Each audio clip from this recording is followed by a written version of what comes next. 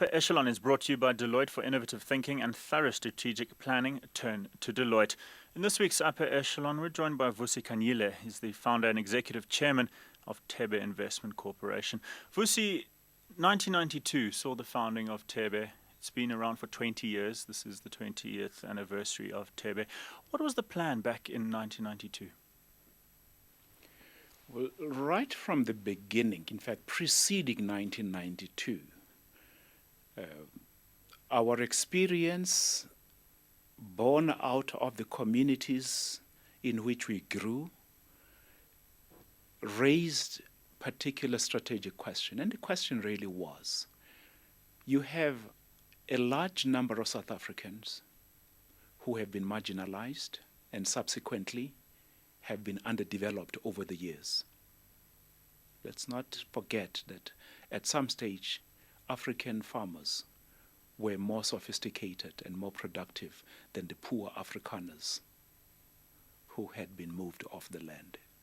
But the policies over many decades ensured that the Africans were progressively underdeveloped and made poor. Great number of these communities were dependent on foreign funding to improve their lives. And that was predicated, that funding was predicated on the fact that South Africa did not have a democracy. Those people did not have the capacity to change their lives. Then the strategic question came up, two actually. One was, what will happen when you've got a normal society? When South Africa becomes a democracy, what will happen to this foreign funding? The second question then was, if we are to look at the South African sources for funding, what those sources could be, we came to one conclusion, that there is only one source that generates wealth, and that is a business.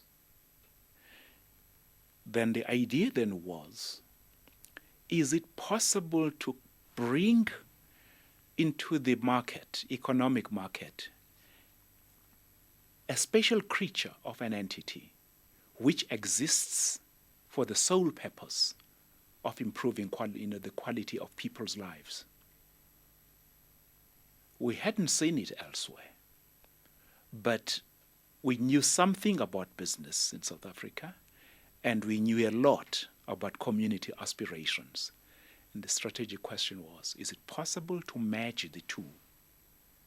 That the two streams should match such that the community development, community transformation, and the empowerment of the marginalized could be fueled by the success of business. That's the thinking that brought Thebe about, and hence, at the beginning, and for many years, 6 years thereafter, the foundation that owned Thebe, that held 100% of the shares in the company, it was trying to put the community in a position of ownership. You spoke there about those two strategic questions. It turns out that the answer to both of those was yes. It turns out that, yes, this special creature could exist, could be successful, could improve, could empower. Certainly the answer has been a positive answer to both of those strategic questions. And we've developed then from that, and I guess nothing succeeds like success. As you take one hesitant step, you succeed, you get more confident in what you do. And in the 20 years, we've moved into saying there should be room in the South African sunshine for a special type of an enterprise that works for a common good of South Africans. In as much as there is room, and there should be room for other forms of enterprise that are either owned by the individuals who start them, or are owned by the general public and subsequently listed on the stock exchange. There is enough room for those. But we are in the sector of the market that says there should be room for these socially driven companies, which are companies which function like companies, are competitive, as innovative as anyone else. But the primary beneficiary of this success is a broader number than just the individuals who started those companies. Vusi, are there enough of these companies in South Africa? We don't have enough of them. In fact, we don't have enough of them in the world. And I think South Africa is leading the pack here. There aren't many jurisdictions in the world where you find that their companies are predominantly. You have the state-owned companies.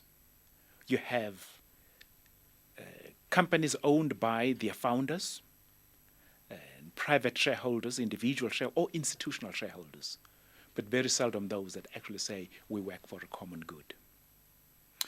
What's fascinating, what stands out here is that these thoughts, this strategic vision, emerged way before there was any such thing as legislation around economic empowerment.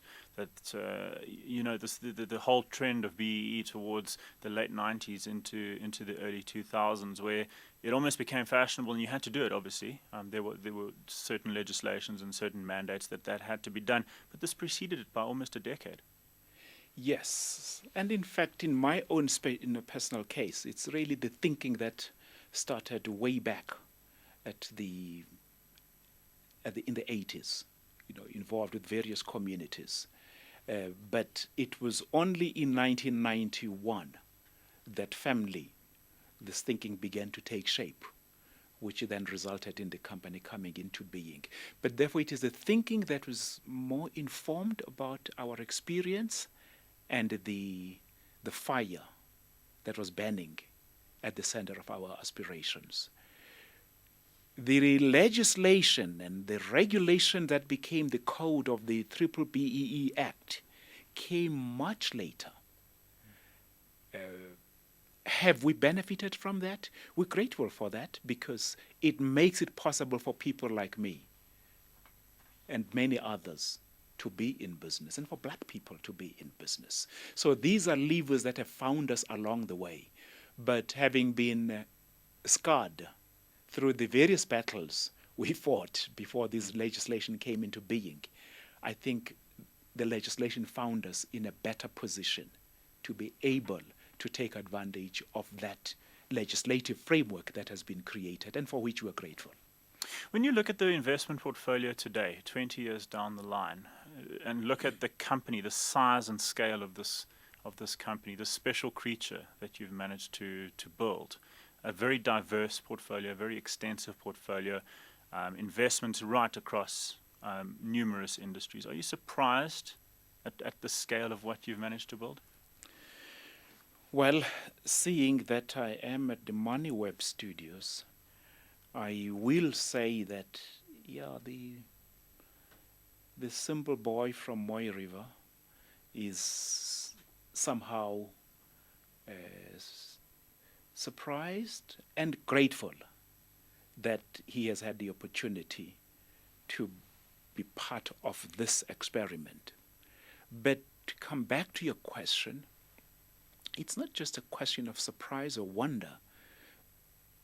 That's a general thing. If you start a business, odds are it will not succeed because you've got more businesses that fail than those that succeed beyond 20 years. So irrespective of where one comes from, the mortality rate of startup businesses is extremely high. So we're grateful, therefore, that we've managed to survive. And in business, and probably like any other organizations, the older you are as an organization, the more sustainable you become. But it's no guarantee that you are not going to face your demise. You can still face it. But the older you are as a company, the more experienced, the more robust your systems are, it's expected. And therefore, the better you are and the better your strike rate in what you are trying to do. But diversified as we are, I have actually wondered, if I sit back, if I go back to my village and I said, what has made this entity come this far. And what's the key thing? Besides the spirit of the company, the personality of that defines the soul of this company, the other common thread, I think, is the entrepreneurial thread that runs across, that shows itself in the businesses that we start from scratch, as opposed to just buying a stake in existing businesses. We actually start businesses as well. And it is through that we've learned a lot in terms of running. It's through that we have gotten scars. The various scars that we have came from that. But the lessons that we've learned as well, the bulk of the lessons have come through those types of businesses. So therefore, it's not the capital that we had. It's not a government contract that we had that brought us into being. In terms of capital, we only had 100,000 rand. That's all that our shareholder, the founding shareholder, put into business. It was only 6 years later that we got other shareholders who put in a little bit more cash. But I then now sit back and say, it is the entrepreneurial flair that has marked the character of this company. That's a common thread and binds these different businesses together to be the glue that binds them together. You grew up in Moy River. Very, very strange. As we've followed this upper echelon series and interviews with business leaders, with entrepreneurs, there seems to be a common thread as well, that a lot of the time the most successful entrepreneurs do come from these small towns, your Moy Rivers, your Newcastles, small towns in Mpumalanga. What do you think about that small town childhood has prepared you for success? That is an interesting question, I suppose, which would require academics to explore a little bit. But if I reflect on my childhood, growing up in Brandville, in Moy River, it is the reflections of a happy child. It is the reflections of a real community that was bound together by certain things that kept that community together. It was the centrality of the collective that makes up the community. So we grew up in that background, and it's very difficult to move away from that. And I guess then, perhaps you say, we developed the wings much earlier in life to be able to get, because the only school that was there was a primary school. So to get to high school, you had to go to big towns and big cities.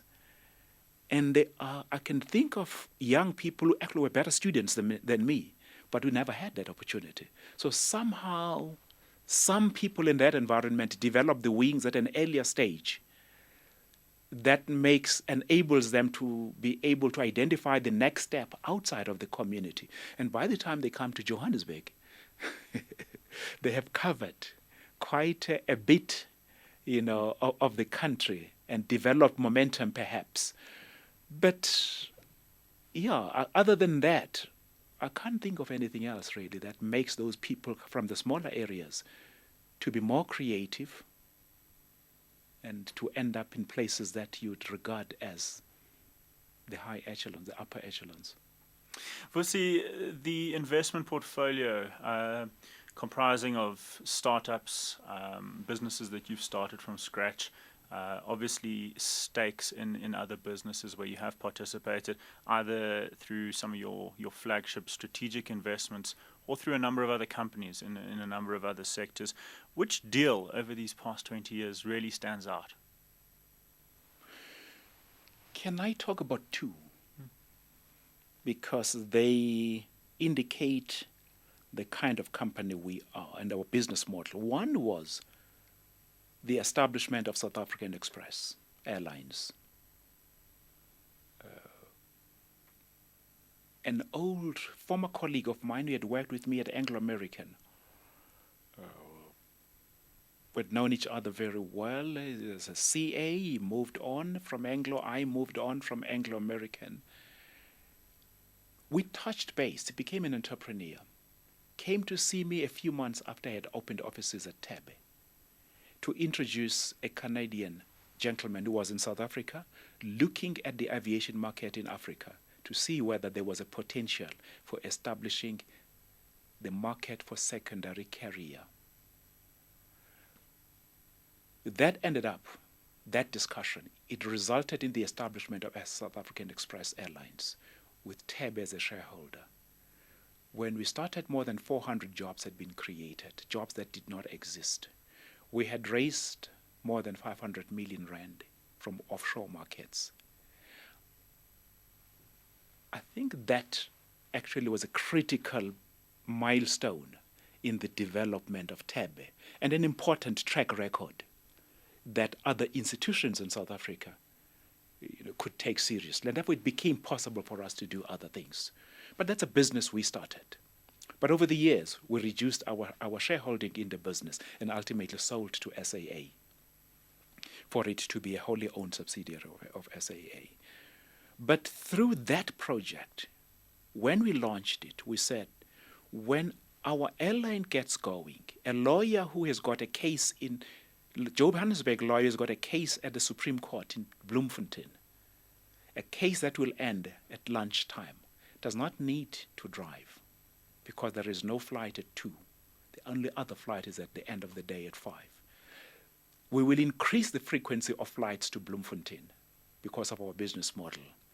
But a doctor in Kimberley who has got patients and has got specimens that need to go to big labs in Johannesburg, they know that they can take a specimen in the morning. That specimen will be in a big lab in Johannesburg within 2 to 3 hours, and the doctor will get the results, and the patient will get the results by the same afternoon. It was a business that served a social need, but also created profit. It's an excellent position to be in, and a startup business that created opportunities that did not exist before for people who worked for the company. The second one is also another company that we started that was called TAPCO, a petroleum company. And when we started this company, we said, we would like this business to fuel our future. And that was its positioning statement. We built that business. When we reached a turnover of 800 million rand a year, having built it and we owned it 90%, and a few investors owned the other 10%. We then took a decision that let us de-risk this business in order to preserve the value we built. It's then that we started talking to Shell. But when we talked to Shell, we didn't say, just empower us because of who we are, but we said, this is the market share that we now have built over the years. These are the special customers, the relationships that we're bringing, and these are the people who make up this business. Let's merge the two businesses. So by doing that, we became a smaller shareholder in a global company that brings the global expertise, but at the same time, we were contributing the business that we had built over the years through blood, sweat, and tears. And then, of course, we were able to raise additional cash. And that was, in terms of value created, that was a critical milestone in the development of Thebe. Vusi, to close off with, what about the next generation? The 30-year-olds, the 40-year-olds, the next generation of entrepreneurs, of business leaders, of brilliant minds, the next generation of Vusi Khanyile. Are you optimistic at what you see? There are so many opportunities for black entrepreneurs right now. People who can go out and establish their own businesses. Somehow, I hope that amongst those brilliant minds, those young entrepreneurs, that you will find those. You can still find those who say, I am an entrepreneur, but if I can use my entrepreneurial skill, yes, to create security and excitement for myself, but do that in partnership with a company that works for the common good, I will be a much happier person. And 20 years in the life of a company is a good time to begin to think seriously about the next generation of young leaders. Do we have them? Yes, we do. But we still need a lot more. So it's an important period in our life to begin to think about the transition to the next leadership. Vusi, it's been a pleasure, an absolute pleasure. Vusi Khanyile, the founder and executive chairman of Thebe Investment Corporation. An Upper Echelon was brought to you by Deloitte for innovative thinking and thorough strategic planning. Turn to Deloitte.